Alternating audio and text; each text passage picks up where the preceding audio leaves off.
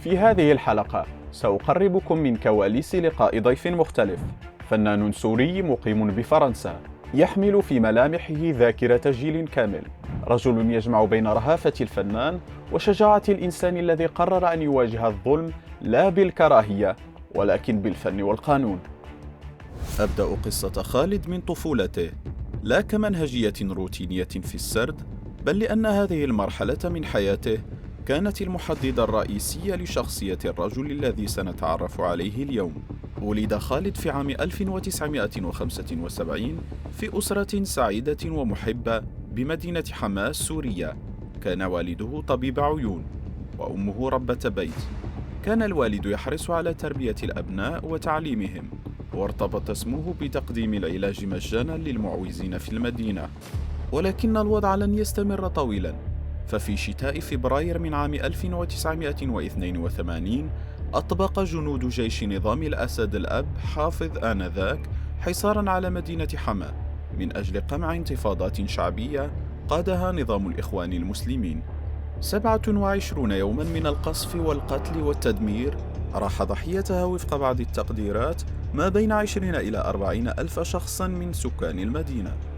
التفاصيل القادمة في شهادة الفنان ستكون قاسية، فهي تصف شهادة من عايشوا لحظة مقتل والده، واقعة كانت كفيلة بأن تغير مسار حياة خالد إلى الأبد. الواقعة مؤلمة جدا، والواقعة مذهلة، يعني كابوس. يعني اليوم صار له 42 سنة ولسه الكابوس هذا بيراودني، وما بتخيل حياتي. يعني ما بقدر اطلع برات هذا الحدث الجلل اللي صار بحياتي وعيش كشخص طبيعي. فتخيل مدى التأثير لأي حد موصل، انه ما بقدر انا اكون مثل اي كائن اخر او اي حدا رجل آخر. حقيقة أنا ما شفت طريقة قتل والدي، لكن شفت الشهود، يعني حكيت مع الشهود اللي يعني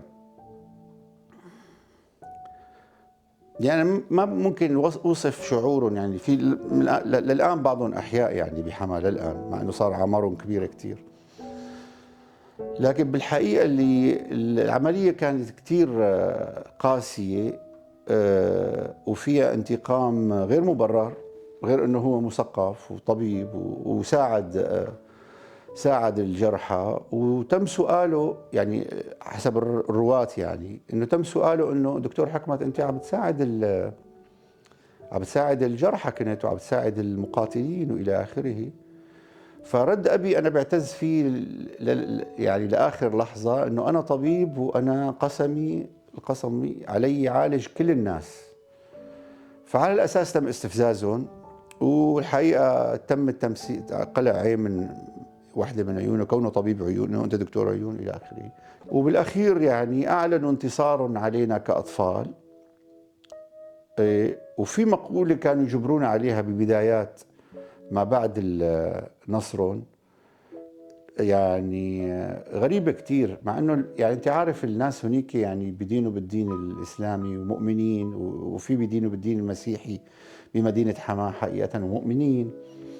فالكل بيردد يا الله حلك يقعد حافظ محلك بالمجموع. لا تعقل، يعني هاي الجبروت تبع هدول الناس لا يعقل. يعني فعلا هن مدعيين لها بشكل او باخر، بالتصرف، بالقتل، بالكذا.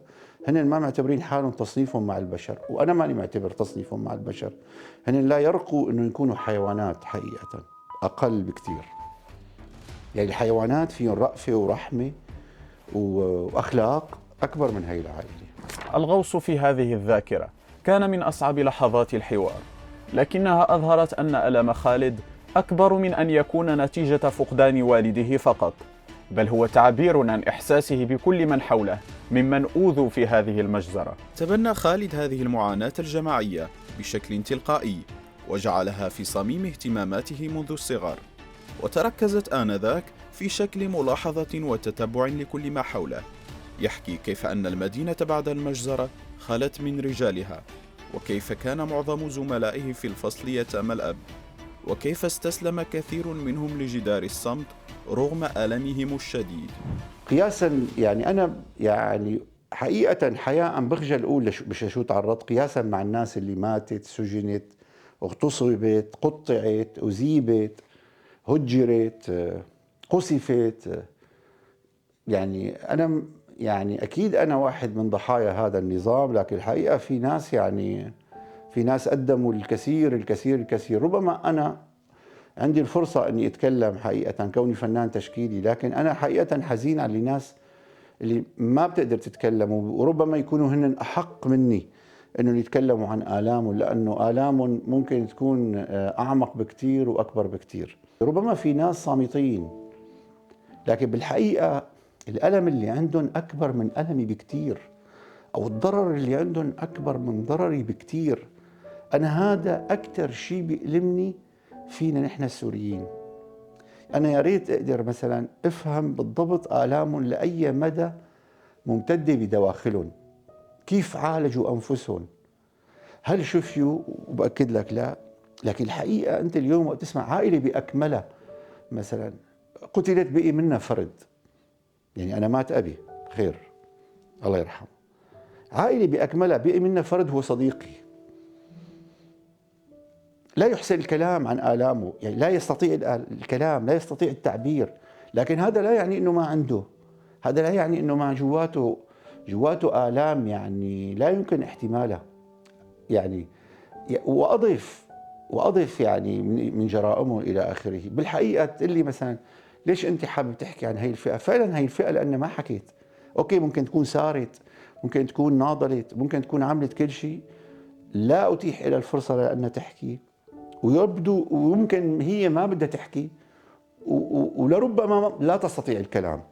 بعد الغوص في الذاكرة وما تحمله من ثقل، أردت فهم اختيار خالد للفن أساسا كمهنة وعلاقته بهذا المجال، خصوصا أن عائلته كانت تنتظر منه أن يصير دكتورا كما كان والده، والذي كانت عياداته ما تزال مغلقة تنتظر تخرج خالد، وما كان منه سوى أنه تمرد على هذا العرف بمجاهرته أنه يريد أن يصبح فنانا تشكيليا، قرار جعله يتعرض للسخرية والصد من مقربيه ولو بشكل مؤقت، والذين أصبحوا من أول مسانديه بعد أول معرض وظهور تلفزيوني. يعني بالحقيقة أنا بجزم قطعا أنه لو ما كنت فنان تشكيلي كان رح يصيبني الجنون حكما.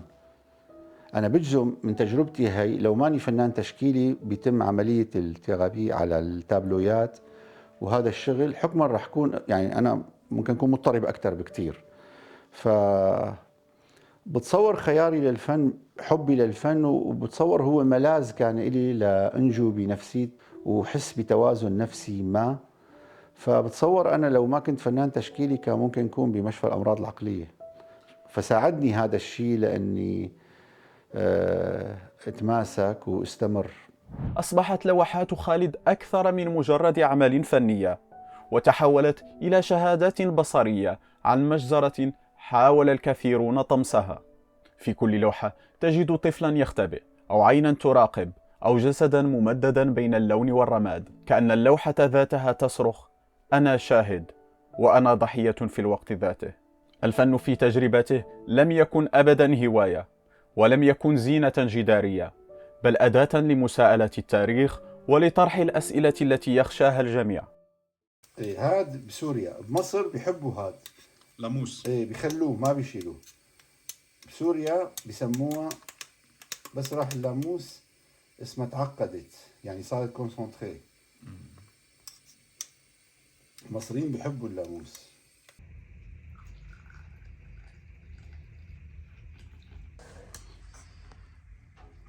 طيبة.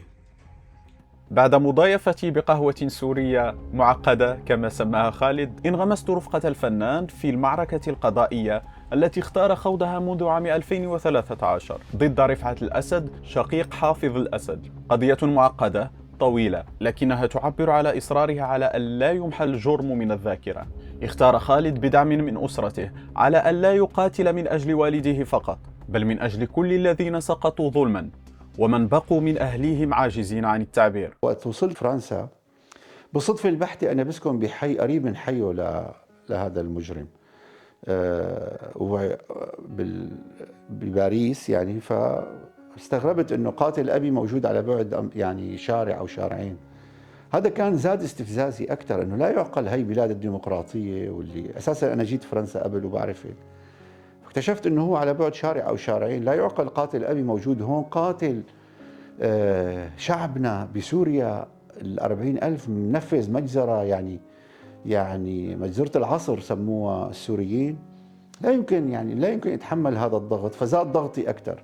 فبدأت بالبحث عن سبل إنه بحيث أعمل شيء ضد هذا المجرم، لحتى اكتشفت فرنسا لا يمكن تقديم الشكوى.